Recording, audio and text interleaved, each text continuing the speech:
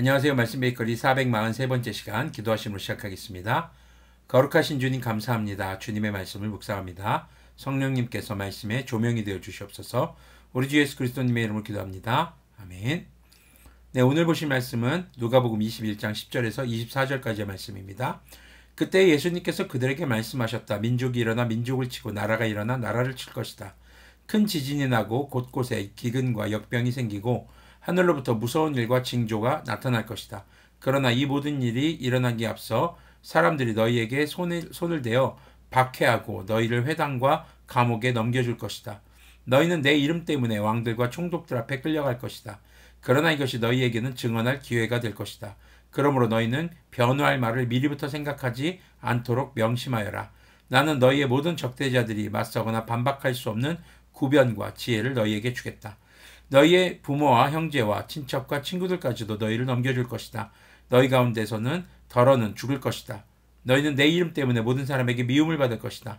그러나 너희는 머리카락 하나도 잃지 않을 것이다. 너희는 참고 견디는 가운데 너희의 목숨을 얻어라. 자, 어제 말씀 베이커리에서 나눈 것보다 훨씬 더 강도 높은 그런 예루살렘 성전 붕괴와 그런 마지막 때에 대한 징조가 나타납니다. 분명한 것은요, 그리스도인들을 향한 고난이 더 가중될 것이라는 것입니다. 앞에서 우리가 본 것처럼 민족과 민족이 나라가 칠 것이다. 전쟁이 난다는 것은요, 지진, 기근, 역병, 마치 요즘의 때를 보는 것과 같기도 합니다. 그런데 이 말씀을 보면서 또 요즘의 때를 보면서 주님이 오실 때가 곧 가까우겠구나. 어제보다 오늘이 더 가까운 건 맞지만 언제 오실지 알 수 없는 건 여전히 똑같습니다. 자, 그런데 여기서 우리가 좀 주목해야 될 표현이 지금 그리스도인들이 그 고난 가운데서도 끝까지 믿음을 지키는 자들을 주님께서는 구원하신다라는 것입니다. 또 우리가 또 하나 주목해 볼 게 주님의 이름 때문에 고난을 받게 되는 것이 곧 주님을 증거할 기회가 되는 것이라는 걸 강조하십니다. 그래서 무엇이라고 말해야 할지 무엇이라고 증언해야 될지 너희들이 준비하지 말아라. 이거 명심해라. 주님께서 지혜를 주신다라고 말합니다.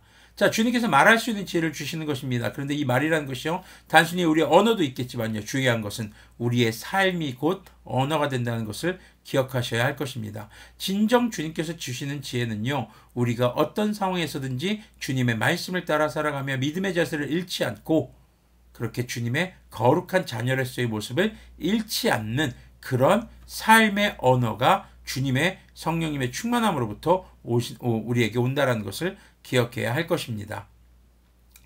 자, 그렇게 우리는 마지막 때 주님이 오실 때까지 주님을 증거하며 살아가는 것이죠. 자, 이미 예루살렘의 성전은 이제 무너졌습니다. 당시 유대인들은 이제 또 큰 고통을 겪었죠. 자, 어찌 보면 예수님의 말씀이 이루어진 겁니다. 성전 붕괴라는 말씀이 이루어졌어요. 자, 그런데 우리가 지금까지 이렇게 말씀 메이커를 보고 있다는 것은요, 아직 주님의 말씀대로 성전은 붕괴되고 그런 두려운 일이 왔지만 아직 종말은 아니다 라는 것입니다. 그 얘기 뭡니까? 종말이 오긴 올 거란 얘기죠. 자, 하지만 전쟁과 난리가 이어지고 있습니다. 그리고 교회를 향한 비난과 세상과 타협하고 죄와 타협하는 교회와 성도들도 나타나고 있고 더 늘어나고 있는 상황입니다. 자, 이런 것을 보면서 우리 주 예수님께서 말씀하신 이 징조를 한 번쯤 우리는 떠올려 볼 수 있어야 할 것입니다. 주님의 말씀이 성취되고 있기 때문에 우리가 결정적 순간에 무엇이라고 증언해야 할지, 어떻게 살아가야 할지 바로 주님의 영이 우리에게 지혜를 주셔서 그렇게 삶으로 우리의 언어로 주님을 증거할 수 있게 하신다는 것이죠. 또 주님께서 다시 오실 날 혹은 우리의 생명이 다하는 날까지 거룩한 삶의 행보를 이어가는 그런 믿음의 행보를 이어가는 삶이 되어야 하는 것입니다. 자, 20절부터 계속 보면요, 예루살렘이 군대에게 포위당하는 것을 보거든 그 도성의 파멸이 가까이 온 줄 알아라. 그때 유대에 있는 사람들은 산으로 도망하고 그 도성 안에 있는 사람들은 거기에서 빠져나가고 산골에 있는 사람들은 그 성 안으로 들어가지 말아라. 그때가 기록된 모든 말씀이 이루어질 징벌의 날들이기 때문이다. 그날에는 아이벤 여자들과 젖먹이가 딸린 여자들은 화가 있다. 땅에는 큰 재난이 닥치겠고 이 백성에게는 무서운 진노가 내릴 것이다. 그들은 칼날에 쓰러지고 뭇 이방 나라의 포로로 잡혀갈 것이요, 예루살렘은 이방 사람들의 때가 차기까지 이방 사람들에게 짓밟힐 것이다. 자, 지금 보면은 20절 이후의 이 내용은 더욱더 강력하게 지금 이 징조에 대해서 굉장히 강력하고 잔인하게 지금 기록하고 있어요. 자, 이것은 이제 AD 70년경에 성전이 붕괴되고 이런 잔인한 예언들이 이루어집니다. 그런데 이제 마지막 때에 대해서 우리는 한 번쯤 이 말씀을 통해서 고민하게 되는 것이죠. 특히 23절 보면요. 아이벤 여자들과 젖먹이가 딸린 여자들은 화가 있다. 그럼 아이 가지지 않는 것이 좋다는 걸까요? 아닙니다. 아이가 있는 상태에서의 심판은 어떨까요? 더 속상하고 힘들고 아픈 거죠. 내 자녀가 내가 사랑하는 사람보다 내가 아픈 게 차라리 낫다라는 그런 말이 있는 것처럼요. 정말 아이벤 여자, 뱃속에 아이가 있을 때, 정말 젖먹이 어린 아이들이 있을 때 겪는 환난은 그냥 혼자 겪는 것보다 더 큰 고통을 주게 되는 것을 이렇게 강조해서 표현하는 것들입니다.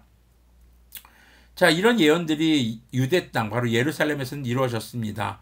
자, 그런데 이렇게 이루어진 예언의 역사를 읽으면서 그리고 역사를 비교해 보면서 아직까지 이루어지지 않은 주님의 말씀을 우리는 기억해야 합니다. 바로 주님 다시 오실 때인 것이죠. 그리고 그때를 우리는 준비해야 합니다. 어떤 준비일까요? 어떤 상황에서도 꺾이지 않는 믿음. 우리가 준비해야 될 것은 바로 그것입니다. 그래서 앞으로 우리에게 다가올 그리스도인들에게 다가올 미래는 두려운 미래일 것입니다. 그러나 우리가 이 말씀을 기억하며 예수님께서 하셨던 말씀을 기억하며 더욱더 확고한 믿음으로 서 있기를 소망합니다. 기도하겠습니다. 거룩하신 주님 감사합니다. 마지막 때가 될수록 주님께서 다시 오실 때가 될수록 그리스도인들과 교회를 비난하는 목소리가 높아질 것이고 세상에 어마어마한 환난들이 생길 것입니다.